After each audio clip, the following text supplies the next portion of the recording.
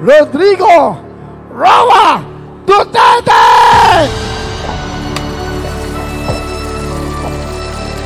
Lights, please, lights.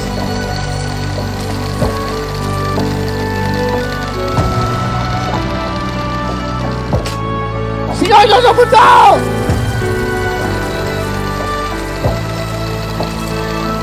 Ang nagmalasakit, nagmahal!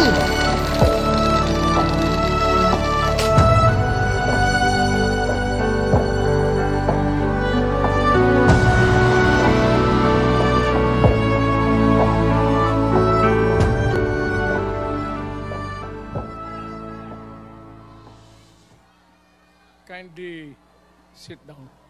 Relax lang po kayo. Medyo paus ang boses ko. At pasensyahan ninyo ako. Maraming nasa utak ko. Papunta ako dito kung anong sasabihin ko. Puno kanina ang kaalaman ko. Ang problema, nung sumayaw yung magkakaroon dito,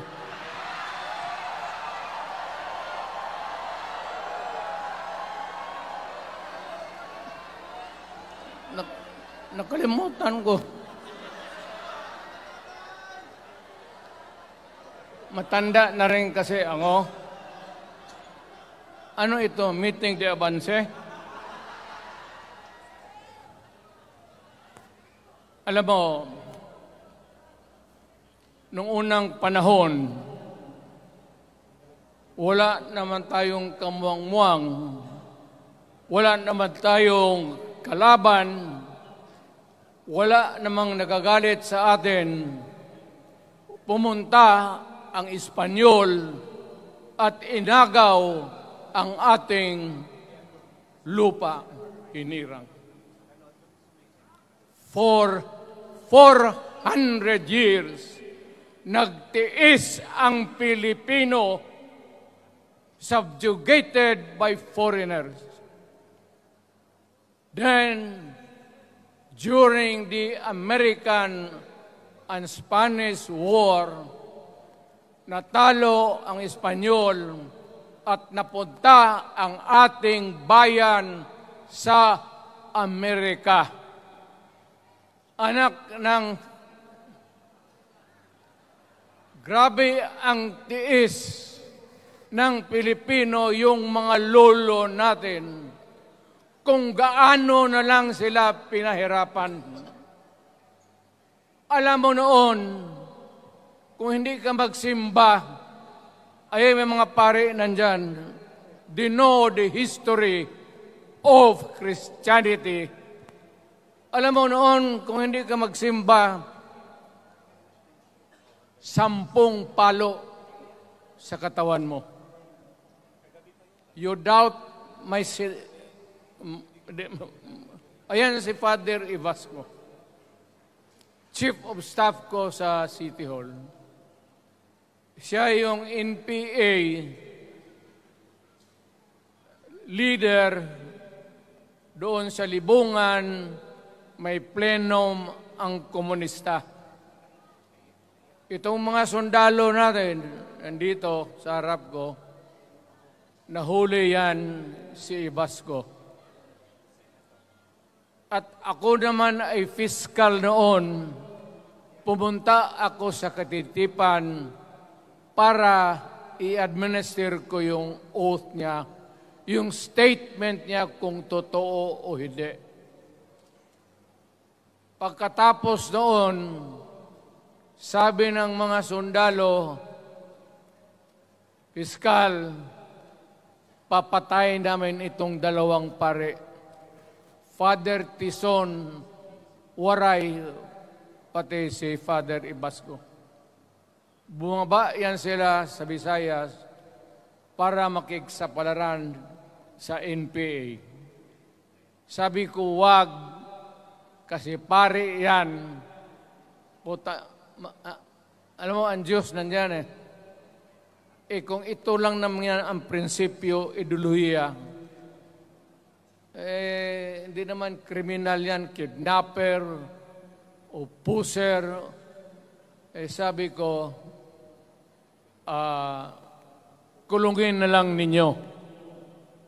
So, sa matagal na panahon, sulat siya ng sulat kay Cory.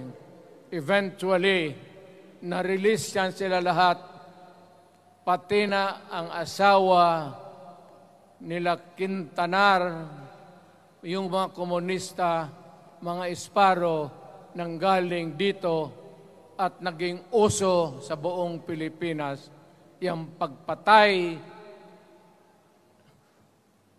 Wala. Barangay captain, konsehal, military, navy, police, puro may pamilya. Anak ka ng kakawalang kwenta yung ideolohiya. Kung hindi mo man lang mabinta sa mapayapa na panahon, so kinuha ko siya Chief of Staff, tapos umuwi siya sa Bohol, naging governor. Pare ito. Nandito siya ngayon, kasama tayo, at maraming salamat. You guys from other parts of the Philippines nagpunta rito para lang makipagduyog sa Bisaya. Sumama lang sa ating, kung sabay tunong sa Tagalog, yung ating, the purpose of why we are here. Wala akong, no longer in politics. I am not a candidate. Nahirapan nga ako mag-akyat ng hagdanan. I am 80 years old. Hindi, 79 lang, pero hindi binibilang yan eh. Sabi malas daw.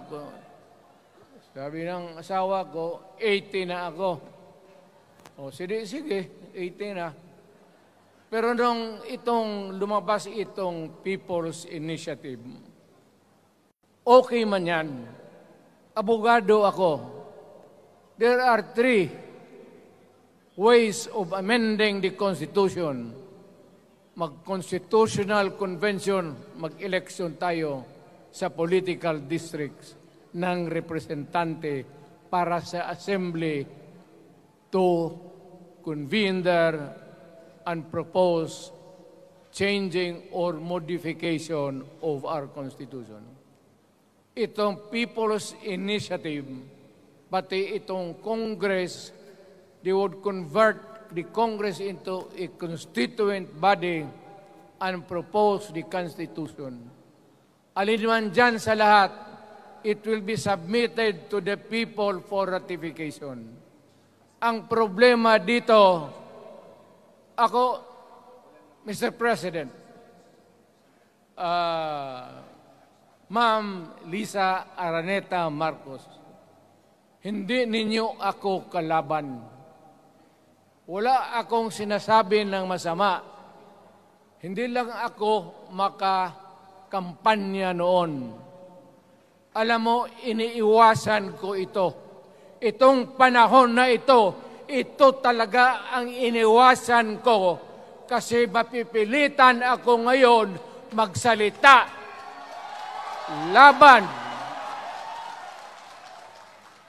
ng mga tao sa gobyerno. Alam mo, Mr. President, hindi ako maghingi ng tawad. Kagawan mo yan eh. It is your responsibilities sa sarili mo. What you do in this world binds you. Iyo yan. Huwag mong sisihin ang ibang tao kasi sarili mong utak at katawan yan. Nung ako'y mayor pinakitaan ako ng evidence ng PDEA. Doon sa listahan, nandoon yung pangalan mo. Ayaw kong sabihin yan kasi magkaibigan tayo. Kung hindi magkaibigan, magkakilala. Ikaw pumapasok kayo ng alanganin. Mr. President, baka susunod ka sa dinaanan ng tatay mo. Diyan ako takot.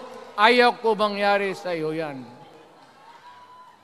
Pabor lang, ako namang nagmamakaawa kasi it will divide the nation at madugo itong panahon na ito. Alam mo, Mr. President, sabihin ko maya sa tao kung ano ka. Noong unang panahon, hindi tayo puro Bisaya, nagkita-kita doon sa Luzon. There was a community of Filipinos. Galing Visayas, galing Ilonggo, galing Waray, galing Mindanao, galing Hulo, galing Lanao, Cebu, Samar, at Taas, Pampanga, Apare.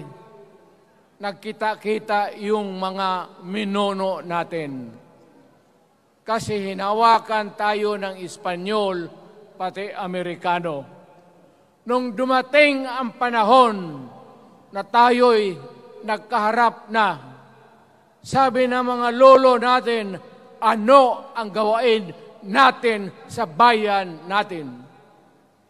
Pwede ba tayong magbarangay-barangay lang o magkaisa tayo? Di na bale, iba-iba ang salita natin. It was agreed by the Filipinos then of all walks of life, Ma-Ilocano, Ma-Cebuano, mga taga Mindanao, they agreed to form a constitution. Alam mo, yung constitution parang bahayan sa tao. May poste. Sabi natin, magawa tayo ng magandang opisina where we can meet and talk about the destiny of this country. Doon, they agreed na may malaking bahay, may poste, mga malaking poste, at may mga muebles at kwarto, living rooms and all. Ang usapan na from time to time, lumalaki na ang bayan at magdagdag tayo ng mga opisina sa mga opisyal. Maganda yun. Bahay yun. Mga sahig, nandyan lahat. Lamesa, desks, chairs, and everything. Wala tayong pinag-usapan na sirain yung bahay na yun. It was intended for posterity at inabot sa atin yung konstitusyon na yan. Although it was amended and modified, but it is still the fundamental law since 1935 hanggang ngayon. At what keeps in Ilocano, Bisaya, Waray, Moro, bakit tayo nagkaisa? Magkaiba ang salita natin, ang pagkain, iba. Ugali, iba. Bakit tayo andito ngayon? Dahil sa isang bahay. Yung bahay na yan, yung papel, the Constitution. Ngayon, ang Constitution is supposed to be a permanent thing. Ang batas na binigay ng Constitution sa Congress, sa lawmakers, they can make laws every day, modify, change it if they want, every week. Okay lang yan. Huwag ninyong pakialaman ang Constitution kasi yun ang bahay opisyal ng Pilipino. Anak ka ng, bakit pumasok sa utak ninyo yung People's Initiative? Anong nakain ninyo? There's nothing wrong with the Constitution right now. The environment in the Philippines seems to be positive, okay. Wala namang problema. Araw-araw, nakikita tayo. Punta Maynila, marami akong kaibigan, mga brad ko, mga classmate ko. Okay ang buhay natin. But suddenly, nandito yung People's Initiative.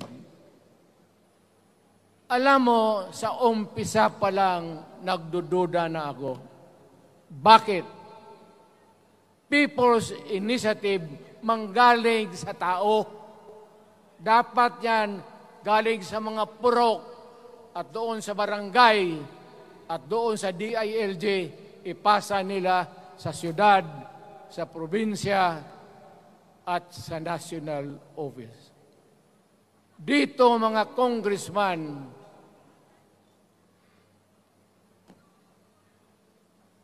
alam ninyo, kung magkaletse-letse ang buhay na ito, sabihin ko sa military, sirahan ninyo yung Congress. Magastos, nagbabayad tayo, nag-usik-usik sa kwarta. Sige pamayad para People's Initiative. So, what is the motivation? Galing ba sa puso ng tao yung pinipirma niya? Hindi yung pirma niya yung petition para ito, kaming nagsipirma dito, pumayag na merong pagkaiba ngayon sa Constitution. Pirma lang, pati pera. Anong klase yung putang inang yun? Ganon na lang ang tingin ninyo sa Pilipino. Pagka ganon, maghiwalay-hiwalay na tayo. Kayong taga Luzon, pumunta na yan sa Mindanao, mag-declare na lang tayo ng independence separate. Bakit? Binababoy ninyo ang bayan natin. Ako naging presidente. Ako naging mayor. Ako naging congressman. Ang sinasabi ko sa inyo, putang ina.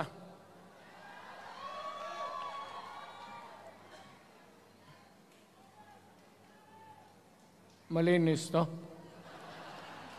Baka ihi mo ito, ha?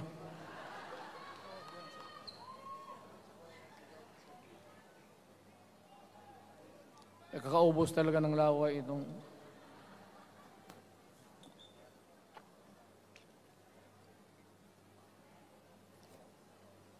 What do you expect? The national government, particularly ang Malacanang, anong gusto ninyong response? Niwala kayong mga seminar na ganon. You never educated the Filipino people. You want the Filipino to remain ignorant para you can do what you want with the country. Yan ang totoo. Kasi ginagago ninyo para walang alam ang taong bayan. Well, kaming nakapag-aral, at may alam kundi hindi katanggap-tanggap yung ginagawa ninyo.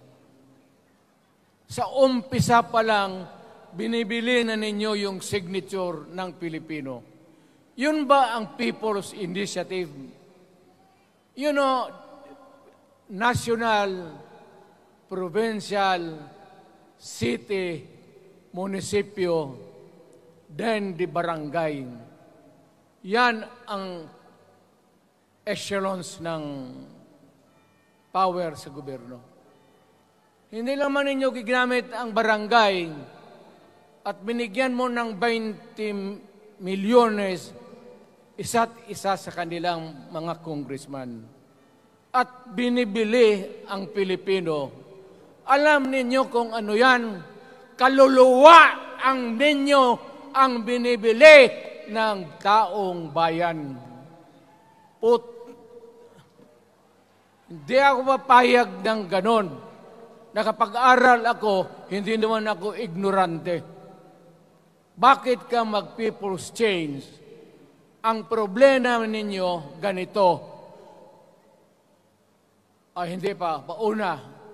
Ang malas ng Pilipinas, every president, almost all, pag naupo na dyan sa Malacanang, walang ginagawa kung mag-isip ang mga putang ina kung paano pahabain ang termino nila. That's the problem. Bakit ganon kayo? Ang demokrasya may eleksyon. Para naman, tignan ninyo, Presidente Osmeña Bisaya. Ang napaalaala ko pa, Garcia Bisaya. Then Magsaysay Ilocano. Then si Quirino Ilocano. Ganon dapat. Ang election is a cleansing process. Gumagalaw yan. Huwag mong pigilan. Ngayon, kung ikaw nandyan, naupo ka, you stop the process of governance, hintuin mo, kasi pahabain mo ang termino, gusto mo. Sabi ko nga sa iyo, Mr. President, kaibigan kita, Bingbong. Pag pinilit mo ito, lalabas ka ng Malacanang, kagaya noong panahon na pinalayas kayo.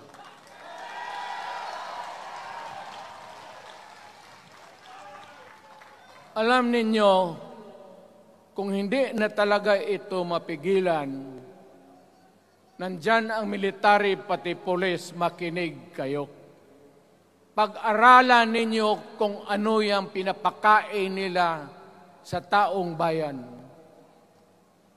At pagka nakita ninyo kung ano ang mali, you correct it. Nasa inyong kamay na yan. Ganito yung plano. Presidential, tapos parliament.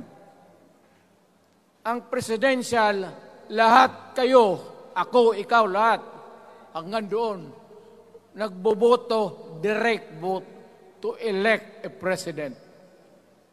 Itong parliament, prime minister lang ang magboto, yung mga assembly who are the congressmen now. Putang ina ninyo, wala akong tiwala sa inyo. Wala kayong prinsipyo, bukang pera kayo lahat. Yan ang totoo. Kaya gusto ko,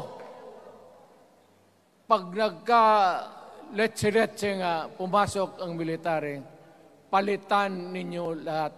Arestuhin ninyo kasi nagsasayang ng pera at yung ginagastos nila is a fraud, swindling ang ginawa nila. You must account for the wasted money, for the money that you bought the signature of a Filipino. Bribery.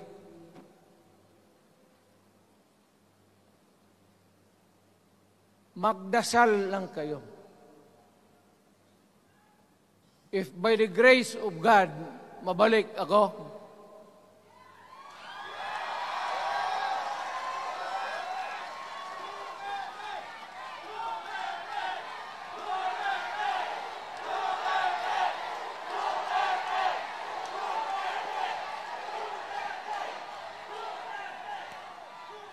milagro lang naman yan, hindi ba yan totoo? Utang ina ko mabalik ako, arestuhin ko kayo lahat for the swindling of the Filipino people. You committed fraud. Pinagsayangan ninyo ang pera namin. People's Initiative does not involve buying the vote o the signature of the Filipino. Talagang mga wala kayong prinsipyo, mga putang ina ninyo. Yun naman, baski ano ka, diyan katagal ako, yan, yung sa likod ko, umupo ako diyan. Vice Mayor ako. Diyan, Mayor ako, pinakamatagal. Naging congressman ako. Presidente. Kayo, nagpasok sa Congress, eleksyon, nanalo, SECO. So parang ganito, yung mga, para sa mga balaga, pati lalaki. Pasok niyan, SECO. Paglabas niyan, pagkatapos, Rolex na. Pumunta ng Malacanang, nakatamaraw, paglabas niyan, nagka-Mercedes-Benz. Busog kayo lahat. Tingnan ninyo yung mga bahay noon ng mga congressman at tingnan ninyo ngayon kung ano kayaman sila, lalo na yung mga bahay nila sa Maynila.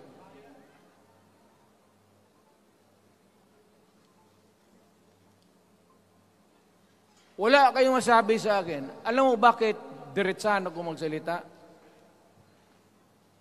Ninipahat, wala ako. Paglabas ko sa Malacanang, lipad ako dito. Pumunta ako sa bahay ko para mag-retire. Ayaw ko sanang bumalik. Ayaw ko na. Matanda na ako. Putang ina, napapandol lang ako dyan eh. Kaya lang, marami akong magandang naisip kanina papunta dito. Kaya yung sumasayaw lang kasi yung mga ali. Nabakante tuloy, nakalimutan ko kung ano ko nang tang ina. Huwag kayong magpaloko. Alam mo, Parliament, ang ambisyon niyan, karamihan, galing kay Lisa Marcos, pati kay Romualdez. Bongbong bangag yan.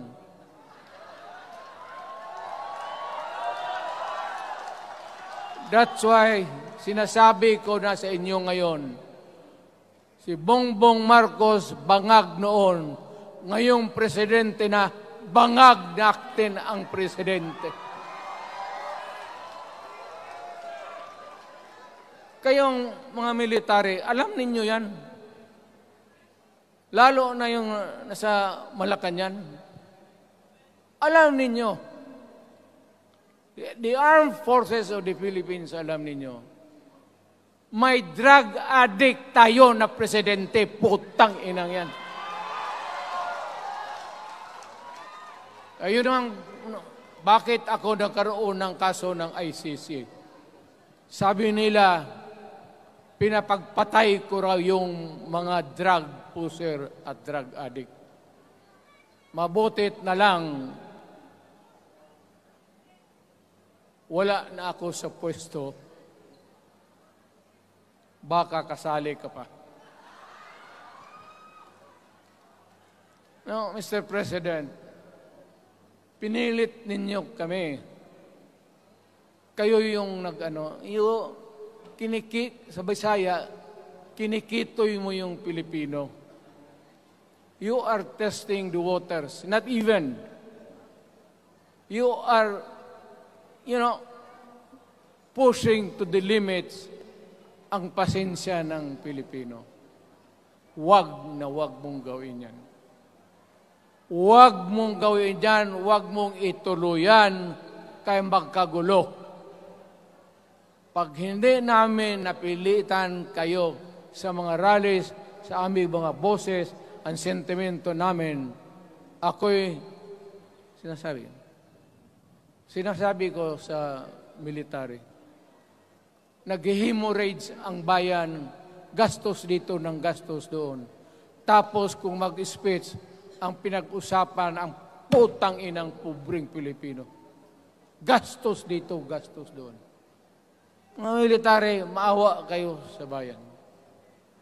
Pag hindi namin kaya, gawin na ninyo. Gawin ninyo, kawawa ang Pilipinas. Alam mo, Presidente, tapos mag-parliament, tumatakbo ng assemblyman o congressman niya si Sandro, tapos ipasok nila sa assembly, gawain nilang prime minister. Yan nga ang sakit ng Pilipino. You want to perpetuate yourself in power at the expense ng buhay ng bayan. Mabuti sana kung bright kayo. Kung drug addict ka lang naman at may asawa kang hungry for power, tapos may isa itong taga Leyte, gusto siyang mag-prime minister at gawin niya itong bongbong, diyan ka lang, ako ang bahala. Ceremonial president ka na lang. Ako na ang magpatakbo ng bayan sa parliament. Yan ang plano nila. Yan ang hindi talaga matanggap natin. Kalukuhan niyang putang inang. Huwag kayong, alam mo, bakit ako makipag-away ng presidente? Marami siyang sundalo. Kaya natin, kayong pumalag, pero there is always a time for everything. May panahon na ikaw ay sikat. Sa ayaw mo at sa hindi, may panahon ka talagang bababa dyan sa Malacanang. Gaano katagal ka man to hang on to the power, that is for God to decide for the nation. Kami, patayin ninyo, wala na akong silbi. Tapos na ako, naging presidente na ako. Nakatikim na ako ng pag-upo ng silya dyan sa Malacanang. Ganoon na lang ang ang alaga ko sa bayan. Alam mo ba, tanungin mo yung lahat ng senador, magbisita sila, isang kanin, isang pork chop o isda, sabaw. Noong panahon ko, sabi ko, yan lang ang mapakain ko sa inyo. Walang steak kasi mahal yan. Hindi natin pera itong kinakain natin. Yan ang totoo. Magtanong kayo ng taga-Malacan dyan. Hindi ako nagpabibida. Sinabi ko lang, huwag ninyong kalimutan, Mr. President, ang delikadesa. Mahirap yan. Magkaroon tayo ng... Ngayon, wala naman, yun naman lang ang dapat lang pagkwentuhan natin. Huwag kayong pumayag dyan. Binabastos kayo. Alam bakit? Bakit nadalhin tayo sa parliament? Anak ka na. So pag doon, kontrolado na nila, pati yung anak na assured na maging... Yan nga ang mahirap eh. Lahat na maging presidente, ang pamilya nila, walang inisip kung hindi paano titira dyan hanggang sa matapos ang panahon. May I remind you, itong election, papalit-palit ito. Para sa lahat, mayroong Ilocano, may Bicolano, may Bisaya. Hindi mo pwedeng suluhin yan. The election is a cleansing process. It does not, it's never the intention of the whoever wrote the Constitution na ikaw, isang Pilipino, taga-Paway, taga-Batangas, taga-Davao, ikaw, Rodrigo Duterte, nandiyan ka na, huwag ka nang umalis. It was not the intention of the lawmakers. Demokrasya tayo, Mr. President. Huwag mong kalimutan na isang term ka lang pagkatapos bababa ka na. Pag ayaw mong bumaba, utang ina magkagulo ang bayan, sabihin ko sa inyo. Ngayon, nakikinig kayong mga military. Gusto ninyong iwasan ang dugo? Kayo lang ang makapigil nito. Putang ina, pigilan mo yung kalukuhan na yan. Pagka hindi itong rally na ito, it will multiply all over the Philippines and there will be trouble. Ako ang nauna kasi galit ako. Dumaan ako ng presidente. Not even for a minute did I think or was thinking of extending my term even for one day. Nung natapos ako sa araw na yon, bumaba ako, sumakay ako, lumipad ako dito sa Davao. Ikaw, Mr. President, hintayin mo yung 6 years, kalimutan mo na yung kay Romualdez, kasi yan ang magpahamak sa iyo. At maraming magagalit sa iyo, pati na ang militar. Kaya hindi na ako magtatagal. Yun lang ang dasal ko. Reject. Protect the Constitution. I am calling now the armed forces and the PNP. Protect the Constitution. Trabaho ninyo yan. Huwag ninyong kalimutan. Kami, inyong dapat, you should worry about the nation. The millions of Filipinos. Huwag kayong mag-isip lang ng isang pamilya. Putang ina. Ilagay ninyo sa utak ninyo yan.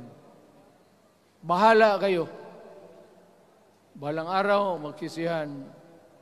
Pero kasi umuulan naman, hindi ulan.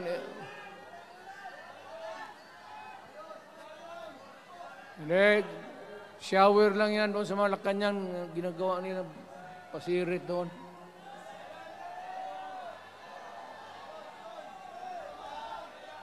Wala naman rin akong masabi. Kasi hindi man ito eleksyon.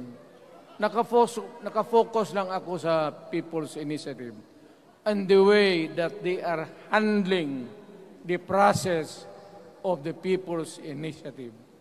Ang nangyayari ngayon, hindi yan People's Initiative, kung hindi buying the people for their signatures. Pag-umpisa pa lang, bayaran na.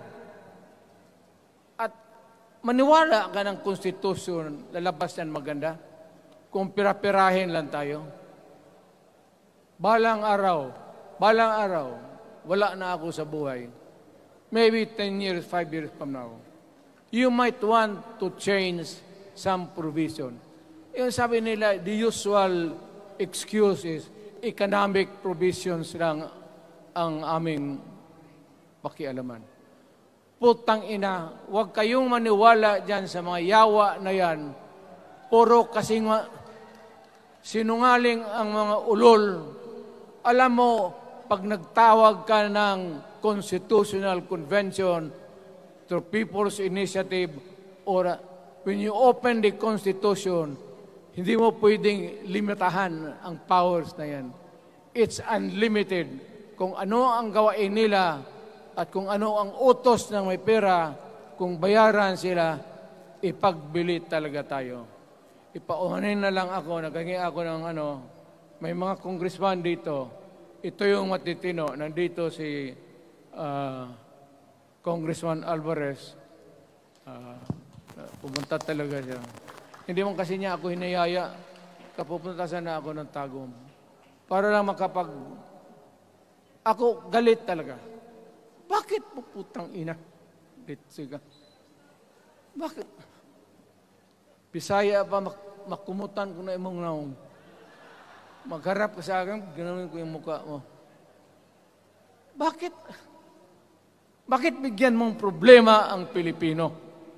Ano ang kasalanan ng Pilipino at gumagastos kayo, binibili milyon ng milyon, kayong mga congressman, putang ina, istapa yan. Swindling yan. Kaya sabi ko, by a stroke of faith, nabalik ako dyan sa Malacanang, kayong lahat, kagaya ng Marcelo, ng tatay mo, Bongbong, kayong lahat, congressman, nandoon kayo sa Krami.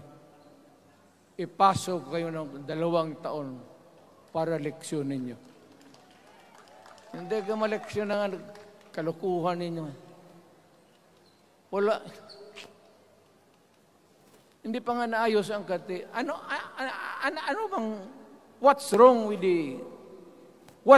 with the Constitution? Tell me.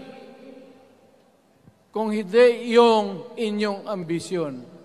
The real purpose itong constitutional changes sa People's Initiative is really to perpetuate those who are in power. Yan na lang ang ganyan ninyo. Marami akong sabihin, maybe kung patayin nila ako, putukin yung eroplano, wala na tayong magawa. Ngayon, kung sino, alam mo na kung sino, yung sa Malacanang, yun ang aristuhin ninyo. Sila nag-umpisa ng kaguluhan ito. Ladies and gentlemen, I am very thankful na nandito kayo, mga Tagalog, Bisaya, at taga-Maynila. And I hope that we will continue to love our country. Magbigay sila na pera, tanggapin ninyo, pera ninyo yan. Hindi ba ninyo na sa isip ninyo, bigyan kayo ng 1,000, 100, tanggapin mo, pera ninyo yan. Pati yung sa bulsa nila, kinakain nila, at pinagbili ng bahay kung saan-saan, pera ninyo. So, make sure na bago kayo lumabas lang naman sa mundong ito, may panahon lahat, mamatay tayo. Mag-iwan kayo ng isang prinsipyo. Sabi ninyo sa mga anak ninyo, tinanggap ko yung pera kasi pera natin ito, ibili natin pagkain. Pero yung prinsipyo natin, huwag natin ipagbili. Yan ang iiwan mo sa mundong ito para sa mga anak ninyo. At yan ang dadalhin mo sa langit. Pagka sinabi ni San Pedro, anong nagawa mo? May ginawa ako para sa bayan. Tapos magsabi si San Pedro, ano pa? Yung mga ibang bagay na ginawa mo, mga kasalanan, mga kabit, ganun. Sabihin mo kay San Pedro, nandito ako sa langit para makipag-isa sa Diyos. Pag hindi ka tumahimik, yung manok mo, hawakan ko, ilambos ko yan sa ulo mo. Putang ina ka. buksan mo yung puwertahan at papasok tayo, magkita-kita tayo sa langit. Lahat kayong hindi nabili, sigurado ako, langit kayo. So, kaya basing anong kasalanan niyo, okay na yan. May guarantee na kayo yung passes. Mahalaga yan as a matter of principle. Prinsipyo sa tao. Maraming salamat po.